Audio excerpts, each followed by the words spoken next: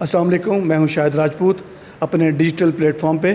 آج ہم بات کرنے جا رہے ہیں، میرے ساتھ موجود ہیں آج سینئر سپورٹس جرنلسٹ ندیم کیسر۔ آج ہم بات کرنے جا رہے ہیں پاکستان اور انگلینڈ کے مابین جو ٹیسٹ سیریز کے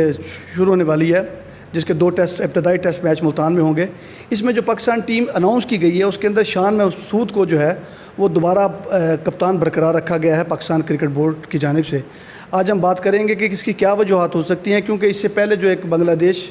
کے ساتھ جو ہماری ٹیسٹ سیریز جو اختتام پذیر ہوئی ہے، جس میں ہم کلین سویپ جو ہے وہ کے ساتھ ہمیں شرمناک شکست کا سامنا کرنا پڑا ہے۔ ندیم کیسر جو ہے وہ اس پر روشنی ڈالیں گے کہ کیا وجوہات ہو سکتی ہیں شان مسعود کو دوبارہ برقرار رکھنے کی کپتانی کے حوالے سے۔ جی ندیم بسم اللہ الرحمن الرحیم۔ بہت شکریہ شاہد بھائی۔ شان مسعود کو پہلی مرتبہ کپتان بنایا گیا تھا آسٹریلیا کے خلاف سیریز میں، جو آسٹریلیا میں ہوئی، اور اس میں پاکستان کو 3-0 سے شکست تھی، وہ بھی کلین سویپ شکست تھی۔ اور اس کے بعد بنگلہ دیش کے خلاف جو سیریز جو پچھلے ماہ ہوئی ہے اس میں بڑا ایزی لیا گیا کہ بنگلہ دیش کی ٹیم آ رہی ہے، اور وہ بلکہ بنگلہ دیش کی سیریز شروع ہونے سے پہلے ہی یہ ازیوم کر لیا گیا تھا خود کہ بنگلہ دیش کے خلاف جیسے ہمارا ریکارڈ بھی ہے اس کے مطابق یہ سوچا گیا تھا کہ پاکستان یہ سیریز 2-0 سے جیتے گا، اور انہوں نے اپنے کھاتے میں 24 پوائنٹ لکھ بھی لیے تھے۔ بہت ساری جگہوں پہ باتیں ڈسکس بھی ہو رہی تھی، اور واقعی اس میں کوئی وہ بات بھی نہیں تھی۔ اور جیسا کہ آج کل آپ دیکھ لیں کہ انڈیا میں جو ٹیسٹ سیریز میں بنگلہ دیش کی ٹیم کا حال ہو رہا ہے وہ وہی ہے جو پاکستان کے ساتھ بھی، اور بلکہ ہر بڑی ٹیم کے ساتھ سری لنکا کا ہوا کرتا تھا، بنگلہ دیش کا ہوا کرتا تھا۔ لیکن بدقسمتی سے پاکستان نہ صرف کوئی ٹیسٹ بھی دونوں ٹیسٹ ہی ہار گیا، اور برے طریقے سے، اور ہوم سیریز ہار گیا، اور ون سائیڈڈ ہی ہار گیا، پاکستان ہار گیا۔ اور کبھی بالنگ نہیں چلی تو بیٹنگ نہیں چلی، کبھی پہلے اننگز میں بیٹنگ چلی ہے تو بالنگ نہیں چلی، اور اسی طریقے سے پاکستان کا جو رزلٹ تھا بڑا خوفناک ہے۔ اور پھر اس کے بعد تبدیلی کی، خاص کر کپتانی کی چینج کی جو ہے نا باتیں شروع ہو گئی تھیں۔ پہلے ٹیسٹ میچ کے اختتام پر تو یہ کہا گیا نا کہ جی جو فاسٹ بالرز کے حوالے سے ہم نے سمجھ کر پچ کا بیہیویئر تھا وہ ہم نے فاسٹ بالر ڈال دی اور اسپنر نہیں لیے، تو اس کی وجہ سے ہمیں شکست کا سامنا کرنا پڑا۔ بہرحال وہ تو قصے پارینہ بن چکے ہیں، اور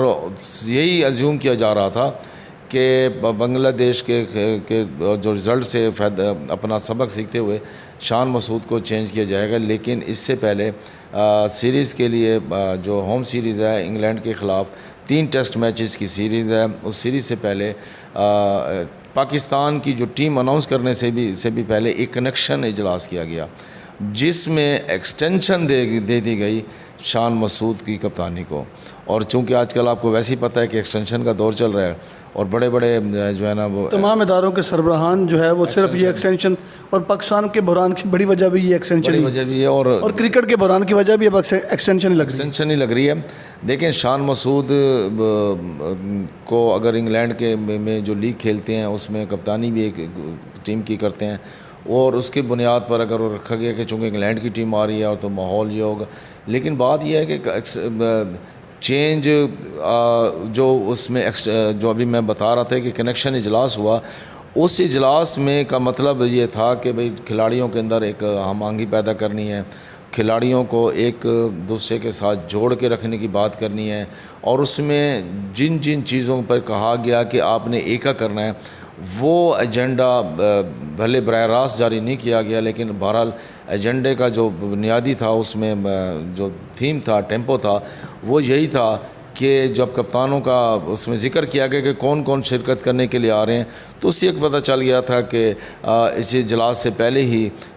شان مسعود کو ایکسٹینشن مل چکی ہے کپتانی میں، اور ان کے جو پچھلے 5 ٹیسٹ میچز کا ریکارڈ تھا اس کو ایک طرف رکھتے ہوئے انہیں ایکسٹینشن دے دی گئی۔ اور کرکٹ ماہرین جو کہہ رہے تھے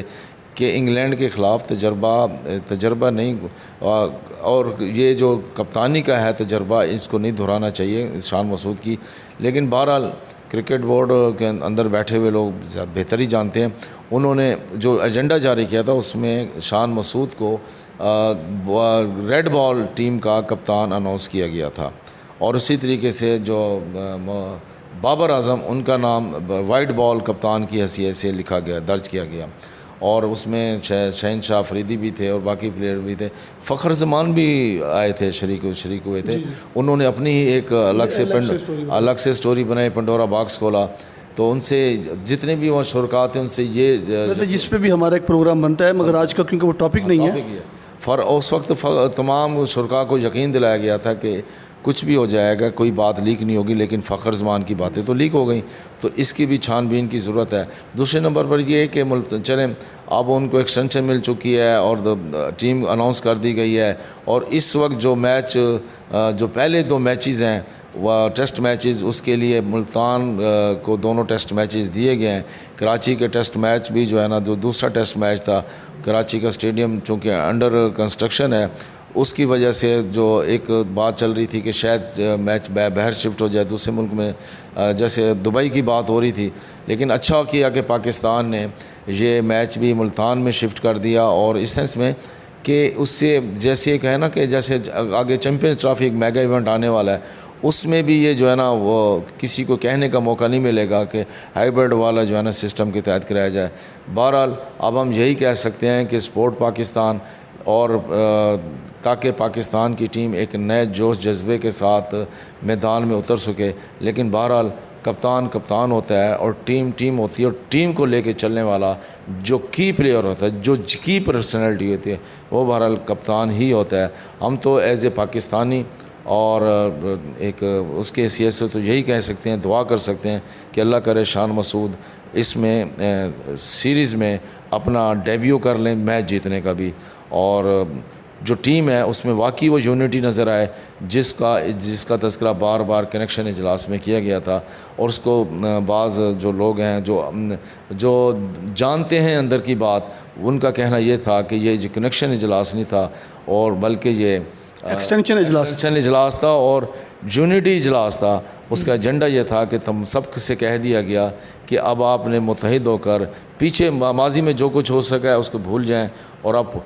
جو انگلینڈ کے خلاف سیریز آ رہی ہے یہ آپ کا ٹیسٹ ہے. یہ صرف 2 ٹیسٹ میچز ملتان میں نہیں کھیلے جائیں گے، بلکہ یہ ٹیسٹ ہے تمام پلیئرز کا جن پر لیبل لگے ہوئے ہیں کہ وہ شاید ٹیم میں اتحاد کو جو ہے نا نقصان پہنچانے میں پیش رہے ہیں. اب ان کا بھی ٹیسٹ ہے اور ان کو بھی کہہ دیا گیا ہے، سرجری سمجھ لیں یا یہ سمجھ لیں کہ بھئی ان کو ایک میسیج دے دیا گیا ہے کہ نو مور، اور اب ایک یونٹی ٹیم میں نظر آنی چاہیے. جی یہ نو مور تو جو ہے کئی دفعہ بولا گیا جب پاکستان امریکہ کے خلاف بدترین شکست کا اس کو سامنا کرنا پڑا، اس کے بعد سے یہ ناکامیوں کا سلسلہ جاری ہے اور ابھی تک جاری ہے. تمام جو بڑے کرکٹر ہیں جنہوں نے کرکٹ دیکھی ہے، اب یہ نہیں پتہ کہ محسن نقوی صاحب کے جو ہے وہ جو ایڈوائزر ہیں وہ کون سے کرکٹر ہیں،